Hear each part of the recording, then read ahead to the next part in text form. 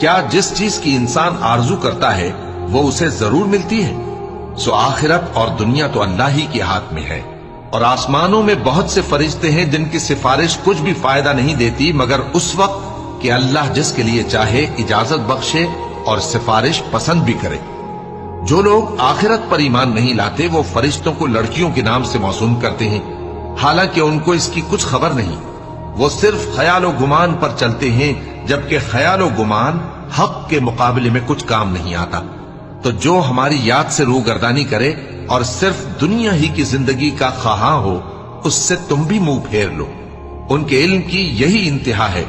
تمہارا پروردگار اس کو بھی خوب جانتا ہے جو اس کے رستے سے بھٹک گیا، اور اس سے بھی خوب واقف ہے جو رستے پر چلا۔